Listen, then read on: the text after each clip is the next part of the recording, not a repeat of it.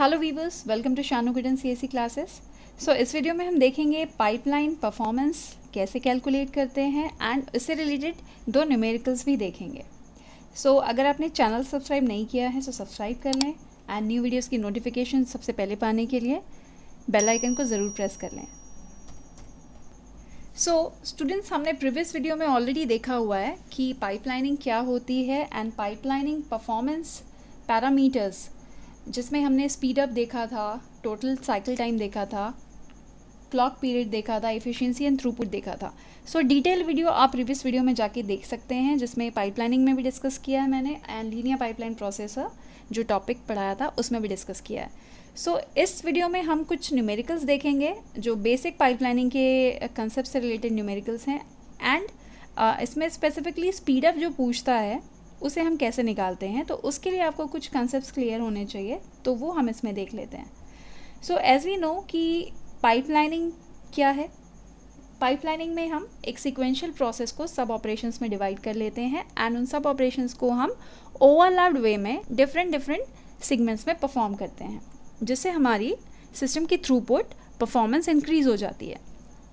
सो यहाँ पे सपोज कुछ टास्क है जिसे हमने अलग अलग स्टेजेस में डिवाइड कर लिया है।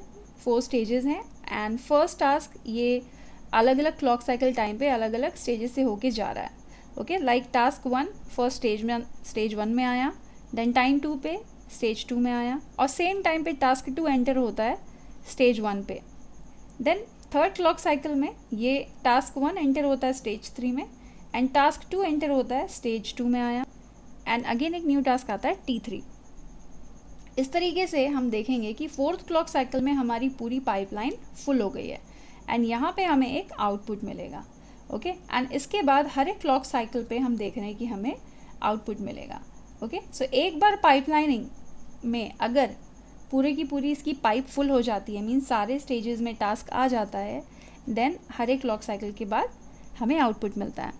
सो हम इसे देखते हैं कि हम इसे न्यूमेरिकली अब कैसे सॉल्व करेंगे या कैसे रिप्रेजेंट करेंगे। सपोज हमारे पास total n number of task हैं, तो हम n शो करेंगे, n represent the number of task to be performed. Okay, right now हमारे यहाँ पे शो हो रहे हैं 4 number of task. Now conventional machines में क्या होता है, जिसमें पाइपलाइनिंग नहीं होती है, ठीक है, और we can say non pipeline processes में क्या होता है। सपोज एक टास्क को परफॉर्म करने में Tn टाइम लग रहा है और हम इसे कहते हैं Tn, जिसे हम कहते हैं क्लॉक साइकिल। ठीक है, तो एक टास्क को परफॉर्म करने में Tn number of clock cycles लग रहे हैं और सपोज T1 क्या रिप्रेजेंट कर रहा है, time required to complete the n task. तो n टास्क को कंप्लीट करने में T1 टाइम लगता है, हम ये कह रहे हैं।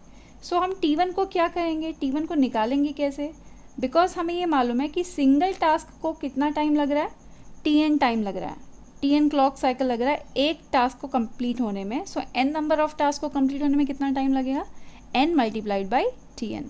सो ये एक इम्पॉर्टेंट फॉर्मूला है कि कन्वेंशनल मशीन में जिसमें नॉन पाइपलाइनिंग होती है, मीन्स पाइपलाइनिंग नहीं होती है, तो उसे कितना टाइम लगता है, T1 equals to n into Tn।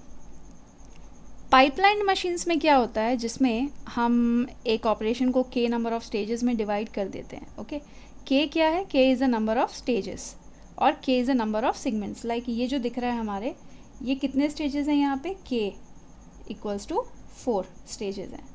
Okay, और हमारे टास्क कितने हैं यहाँ पे, n इक्वल्स टू, फिलहाल इस एग्जाम्पल में n इक्वल्स टू 4 है, because T1 T2 T3 T4 task हैं।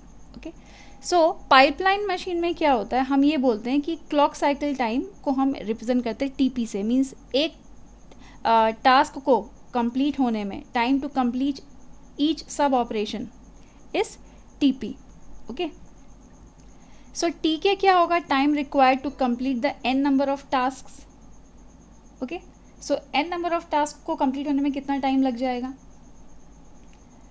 सो TK को हम कैसे रिप्रेजेंट करते हैं, हम ये देख रहे हैं कि फर्स्ट टास्क जो है, फर्स्ट टास्क को कंप्लीट होने में हमें कितना टाइम लगा, 4 क्लॉक साइकिल्स। मीन्स ये 4 क्या है, k नंबर ऑफ स्टेजेस 4 है, तो हमारा साइकिल टाइम भी कितना लगेगा, फर्स्ट टास्क को कंप्लीट होने में 4 क्लॉक साइकिल लगेगा। तो हम ये कह सकते हैं कि फर्स्ट टास्क को कंप्लीट होने में k साइकिल लग रहा है। ओके, और जो रिमेनिंग कितने टास्क बच गया, n-1 टास्क बच गए, उनको कंप्लीट होने में कितना टाइम लग रहा है, n-1 टाइम लगेगा, बिकॉज अब हर क्लॉक साइकिल पे हमें आउटपुट मिल रहा है। सो अब हम दोनों को जोड़ सकते हैं कि फर्स्ट टास्क को कंप्लीट होने में k टाइम लग रहा है, प्लस नेक्स्ट रिमेनिंग जो n-1 टास्क है उन्हें n-1 टाइम लगेगा। सो इस तरीके से हम रिप्रेजेंट कर सकते हैं कि पाइपलाइनिंग सिस्टम में हमें एक टास्क सारे टास्क को कंप्लीट होने में कितना टाइम लगता है, k जो कि फर्स्ट वाले टास्क के लिए और n-1 जो कि रिमेनिंग टास्क के लिए। Okay, and this is a clock cycle, time to complete each sub operation, एक सब ऑपरेशन को परफॉर्म होने में कितना टाइम लग रहा है। ठीक है, so this is how we can represent pipelined machines total clock cycle time, उन्हें कितना टाइम लगता है। अब अगर हमें स्पीड अप निकालना है तो स्पीड अप क्या होता है, हम ये शो करते हैं SK से, और स्पीड अप जनरली होता है time required to complete a process in a non pipeline system divided by time required to complete a process in a pipeline system. तो अभी हमने देखा कि नॉन पाइपलाइन सिस्टम में हमें कितना टाइम लग रहा है, n/Tn। तो हम इसे ये लिख सकते हैं, स्पीड अप क्या होता है, T1 divided by Tk। Okay, और हमारा T1 अभी हमने निकाला, T1 क्या है, n/Tn, नॉन पाइपलाइन सिस्टम का टोटल टाइम, एंड ये पाइपलाइन सिस्टम में टोटल टाइम कितना लगता है। ओके, सो ये हमें लगता है k + n-1 TP। हम इसे क्लॉक साइकिल्स को TP से रिप्रेजेंट करते हैं और नॉन पाइपलाइन में Tn से रिप्रेजेंट करते हैं। सो ये बहुत ही इंपॉर्टेंट फॉर्मूला है स्पीड अप का, इसे ही हम आगे यूज़ करेंगे। अब एक केस ये बनता है कि सपोज़ अगर हम n की वैल्यू को इंक्रीज़ करते जाते हैं, ओके, अगर हम इस n की वैल्यू को इतना इंक्रीज़ कर दें कि k की वैल्यू उससे छोटी हो जाएगी, तो एक ऐसी सिचुएशन आएगी जिसमें Tk की वैल्यू इक्वल हो जाएगी n के, है ना। तो हम क्या कह सकते हैं कि इस केस में हम क्या करेंगे, Tn डिवाइडेड बाई Tp हो जाएगा। ओके, जो हम लिखते हैं ये था n/Tn डिवाइडेड बाई, इसकी वैल्यू भी कंप्लीट n हो जाएगी। तो अगर हम n/Tn एंड n/Tp करते हैं तो n कैंसिल हो जाएगा। तो डायरेक्टली अगर हम लिखें तो n की वैल्यू अगर हम बढ़ाते जाते हैं तो Sk की वैल्यू क्या हो जाएगी, speed up Tn by Tp हो जाएगा। ओके, और Tn की वैल्यू हमें पता है, Tn क्या है, k/Tp होता है, बिकॉज एक टास्क को कंप्लीट होने में यहाँ k नंबर ऑफ स्टेजेस लगेंगे, सेकेंड टास्क को भी k number of clock cycles लगेंगी, that's why Tn = kTp। And जब हम यहाँ पुट करते हैं तो हमारी Sk की वैल्यू आती है k। सो जो मैक्सिमम स्पीड अप आएगा जब हम n की वैल्यू को इंक्रीज़ करेंगे तो वो आता है k। तो ये भी कई बार एग्ज़ाम में पूछता है, एक बार पूछता है स्पीड अप रेशियो क्या है, तो आपको ये बताना है। अगर पूछता मैक्सिमम स्पीड अप क्या है, तो मैक्सिमम स्पीड अप हमेशा Sk = k आता है। अब नेक्स्ट क्वेश्चन में हम देखते हैं, इससे आपको क्लियर हो जाएगा। The first question is determine the number of clock cycles that it takes to process 200 tasks in a 6 segment pipeline. So आपको नंबर ऑफ क्लॉक साइकिल्स निकालना है that it takes to process 200 task 6 segment pipeline. इसका मतलब हमें task दिया है 200, हमारे n की वैल्यू क्या है 200, एंड सेगमेंट्स कितने दिए हैं, k = 6। सो पाइपलाइनिंग में हमें पता है कि total number of clock cycles कितने लगते हैं, k + n-1 क्लॉक साइकिल्स, जिसमें k क्या है, हमारे सेगमेंट्स हैं। सो k = 6 हमने पुट कर दिया, एंड n = 200 है, सो 200 - 1 दैट इज़ 199। सो हमने ऐड कर दिया, so we got the answer 205 clock cycles. ठीक है, this is how this kind of questions can be solve. Second एक क्वेश्चन है, a non pipeline system takes 50 nanoseconds to process a task. It means non pipeline system में हमें पता है हम Tn से शो करते हैं उसका क्लॉक साइकिल, उसका टाइम। सो Tn गिवन है 50 नैनोसेकेंड्स। सेम टास्क को जब हम प्रोसेस करते हैं, same task can be processed in a 6 segment pipeline with a clock cycle of 10 nanoseconds. Means same task को जब हम पाइपलाइनिंग सिस्टम में इम्प्लीमेंट करते हैं तो उसका क्लॉक साइकिल टाइम कितना है, Tp = गिवन है 10 nanoseconds. Now determine the speed up of the pipeline for 100 tasks. ठीक है, तो और साथ ही साथ हमें यहाँ 6 सेगमेंट्स दिए हैं, तो k = 6 दिया है, और हमें स्पीड अप रेशियो निकालना है for the pipeline for n = 100, जिसमें नंबर ऑफ टास्क 100 है। तो अब स्पीड अप रेशियो हम कैसे निकालते हैं, अभी हमने देखा था उसका फॉर्मूला T1/Tk, ठीक है। नॉन पाइपलाइन सिस्टम में हम कैसे निकालते हैं, एक टास्क को परफॉर्म होने में Tn टाइम लग रहा है तो n नंबर ऑफ टास्क को परफॉर्म होने में Ntn।